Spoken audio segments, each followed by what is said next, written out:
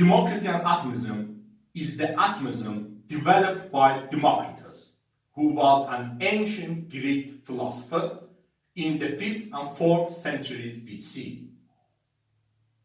Democritus attempted to develop his philosophy of atomism into a comprehensive and consistent explanation of our world using few fundamentals.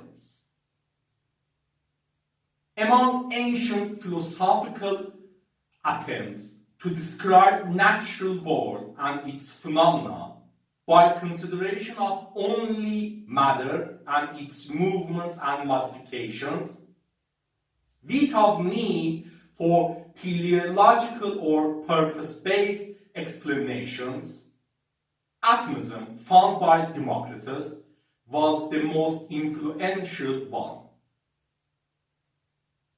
Democritean atomism has a great historical value in history of atomism and history of philosophy.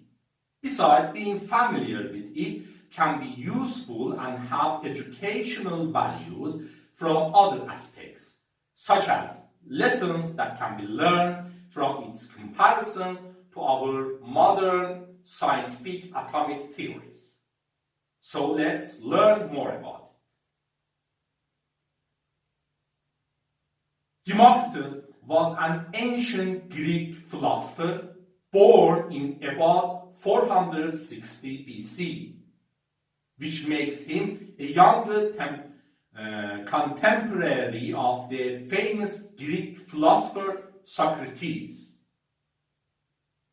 Democritus is claimed to be a polymath and a prolific writer, producing about 80 treatises on various topics, which unfortunately have survived only in second-hand reports, sometimes unreliable or conflicting.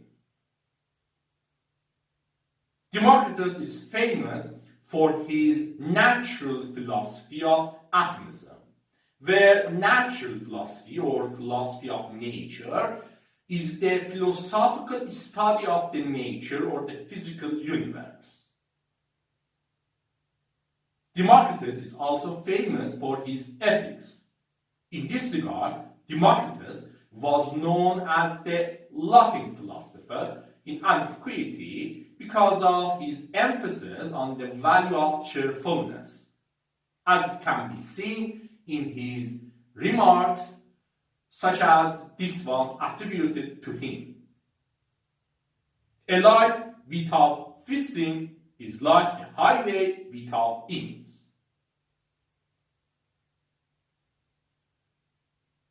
Democritus and his teacher Leucippus are widely regarded as the earliest significant figures in atomism. But arguably, it is possible that the first natural philosophies of atomism could have been developed in classical Indian philosophy. It is considered that Democritus elaborated views of his teacher Leucippus into a developed and systematic atomism. Or in other words, atomism was originated and invented by Leucippus and then developed by his pupil Democritus. But little is known about Leucippus, and there have been debates or conflicting historical evidences on the extent of Leucippus's contribution to atomism, his relationship to Democritus, or even his very existence. In this regard, it is hard to distinguish contributions of Leucippus, as most reports either mention both Leucippus and Democritus or mention Democritus alone. Anyway, the developed atomism is often attributed to Democritus, where Democritus's atomism can be referred to as Democritean Atomism.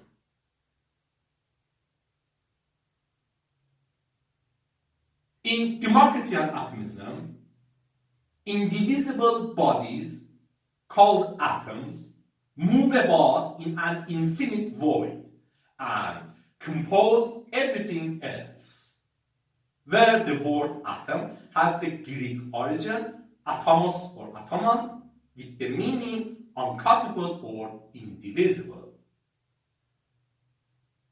In other words, in Democritean Atomism, matter is not divisible to infinity, and there is a limit for how far we can divide up things, as matter is composed of indivisible atoms. So when we divide up things, finally we reach atoms which are not dividable.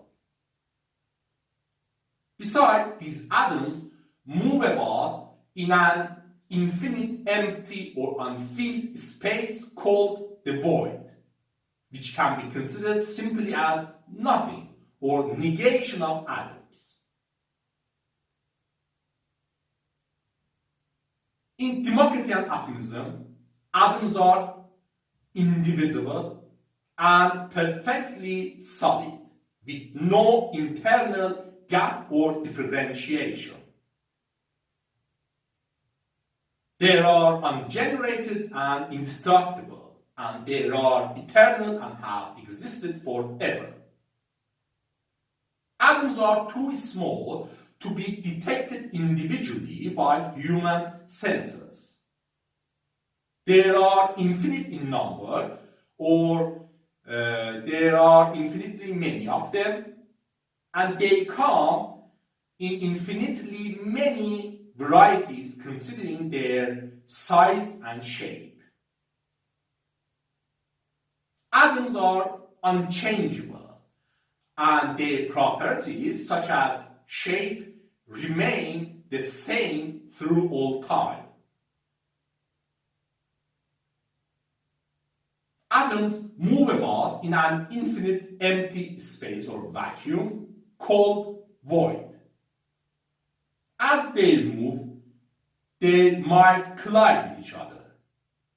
And when they collide with each other, they might repel and move away from each other, or they might temporarily link up and combine with each other into clusters by means of tiny hooks and eyelets, or balls and sockets, or irregularities on their surfaces.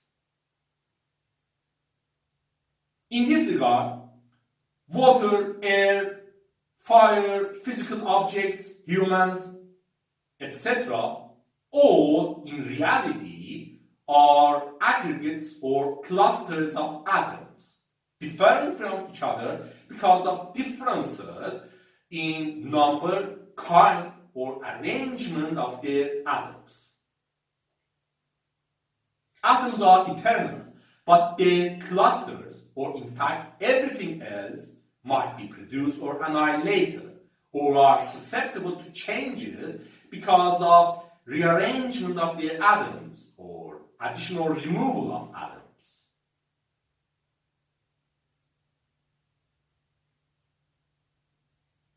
Democritus elaborated atomism into a systematic and comprehensive philosophy of nature.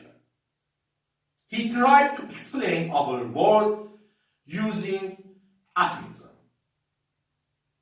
He viewed atoms and void as the fundamental, real constituents of our world, and all else as nothing but aggregates of atoms in void, or changes of those aggregates.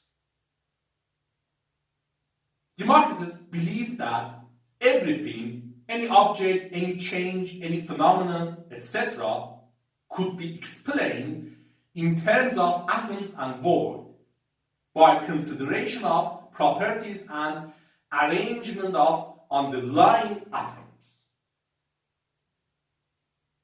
For example, he explained different tastes in terms of contact of tongue with different kinds of atoms.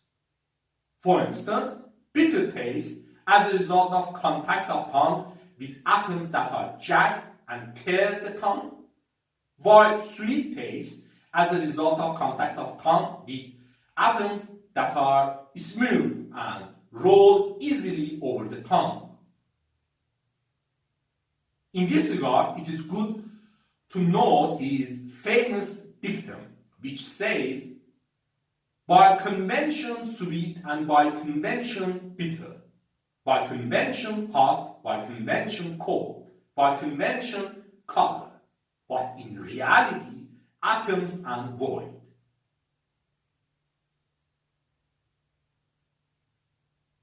In Democritean Atomism, everything from physical properties of physical objects to human senses, thought, reproduction, and soul, to even formation and destruction of cosmic worlds, all are accounted for by consideration of properties and arrangement of underlying atoms, moving, colliding, and possibly temporarily linking up in the infinite void. For example, softness or rigidity of objects might be attributed to the amount of void space between atoms and the coalescence of the atomic shapes. As another example, Democritus considered human thought to be a material process involving physical movements and local rearrangements of atoms. Even we can consider formation and destruction of cosmic worlds in this way. A whirling motion in large enough clusters of atoms forms sun and stars at the outer edges, and other ones like Earth inside it, where human and other species have also arisen from collision of atoms moving about in such a world. And being impermanent, such worlds come and go, or their form grow and perish. In this regard, formation of an orderly cosmos from disorderly motion of individual atoms was attributed by Democritus to a tendency of like to like, comparable to winnowing of grains in a sieve or shuffling of pebbles by waves in coastlines,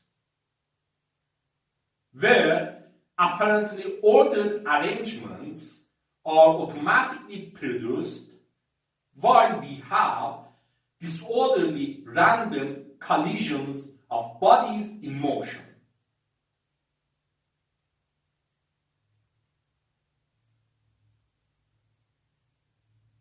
It is considered that atomism by Leucippus and Democritus was among attempts to oppose views of Parmenides. Parmenides was an ancient Greek philosopher born in the 6th century BC. Although his philosophical stance has been subject of different interpretations, Parmenides has generally been considered to be crucial for the advancement of Greek natural philosophy and metaphysics, as Parmenides' arguments caused his successors to respond and develop more sophisticated natural philosophies. We might consider it to be simply like this. based on Parmenides' arguments, change, multiplicity, void, and motion are impossible to exist in reality, and their appearances to us are because of our false and deceitful perceptions. For example, based on Parmenides' view, half change can be possible, where any change requires or implies that something comes from nothing, or that what is not either is or comes to be. In response, some philosophers like Leucippus and Democritus developed philosophies to oppose and reject Parmenides' views. For example, they considered that change to be possible doesn't require that something should come to be from nothing or complete non-existence. They assumed that change can be possible by rearrangement of pre-existing material principles or elements into new combinations. Where for Leucippus and Democritus, those pre-existing material principles whose rearrangements could result in changes of our world were indivisible atoms. In this regard, it is also considered that atomism was among responses to paradoxes of Zeno of Elea. Zeno of Elea was an ancient Greek philosopher in the 5th century BC. Zeno was a student of Parmenides, and he has been famous for his paradoxes, which were in agreement with Parmenides' arguments.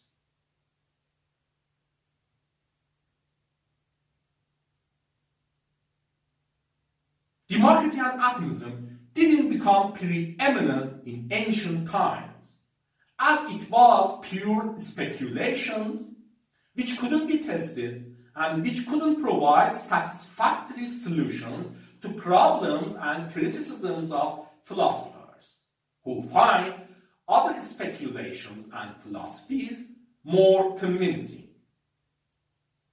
Notably, the greatly influential ancient Greek philosopher and polymath Aristotle in the 4th century BC criticized and rejected Democritean atomism from different aspects, such as that wide division of matter should stop at a given degree of smallness despite empirical evidence of continuity, or how only change in position and motion of atoms can account for complexity of our world, like different properties of its substances or their changeability, or distinction between alive and inanimate, etc. In summary, Aristotle, whom can be considered as the chief critic of Democritean atomism, criticized Democritean atomism from existence of atoms and void to its explanation of our natural world. In this regard, also, Democritean atomism was not consistent with views of the famous Plato, such as that beauty and order of natural world couldn't be explained by disorderly motion and collision of atoms with infinitely many sizes and shapes. Where Plato a student of famous Socrates and teacher of Aristotle, was an influential ancient Greek philosopher in the 5th and 4th centuries BC. Yet, Democritean Atomism had its own advocates in ancient times, possibly with differences in its interpretation. In this regard, remarkably, the ancient Greek philosopher Epicurus, born in the 341 BC, and his devoted follower, the Roman poet and philosopher Lucretius, in the 1st century BC.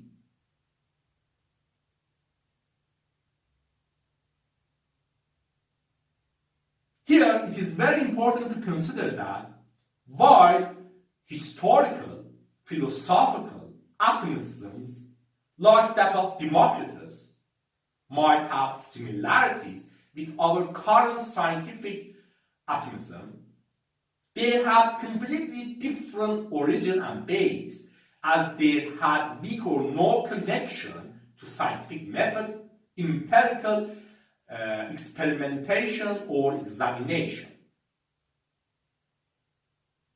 In this regard, arguably, it was not like that Democritus came to a correct idea, but Aristotle's rejection of it diverted and delayed advancement of science.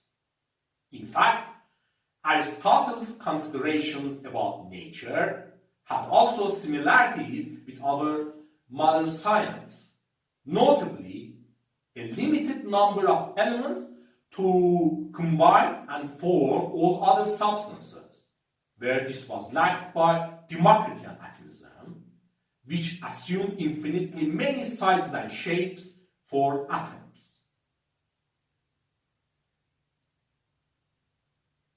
Anyway, here we can see who Leucippus and Democritus were, what Democritean atomism was, how it tried to explain every aspect of our natural world, from physical properties of physical objects to human perception and thought, to even formation and destruction of cosmic worlds.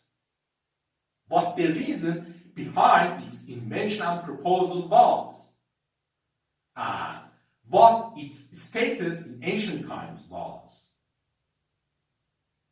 This is interesting, isn't it?